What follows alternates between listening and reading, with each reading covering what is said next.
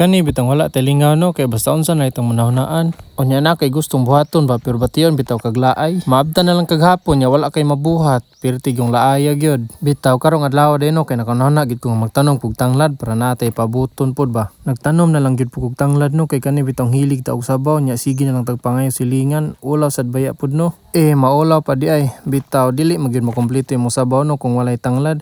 Gawas og yung sabaw is baka o kanang manok. Baka nga manok, baka nang kinulong bitaw sa tindahan. Maayo man to kay timplado na bitaw daan no. Kani bitong balding nga kung hitam na no kay kamama ni nya gisudlan bitaw nagtubig nya kung hitan no kay murag karaan ang baldiha gabog-gabog na ba mo ta ako na lang gisudlan og juta dito sa puntod kanang bao na mo sa una. Dayon ganahan gyud kog tanglad no kay dali ra siya mabuhi ba. Unya niaging bulan ra ba gyud nako gitanom no. Ako lang ipakita ninyo after bitaw pila ka semana.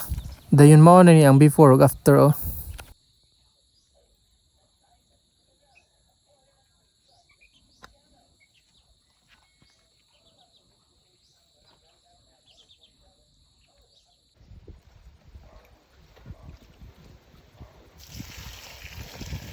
So mo ni siya mga migoy no. After tulo ka semana nang sipak na siya nya kanang itagas na yung mga dahon ba pero dili pa rin ako pakuhaan kay ako pa ning ibalin sa yuta na gyud para makabukad bitaw siya. Maong sa mga nay seedlings bitaw diha panghatag mo mga liso bi kay itong itanom ni kay dili man ta makaluto og sudan kung walay lamas gyud ta magsugo no.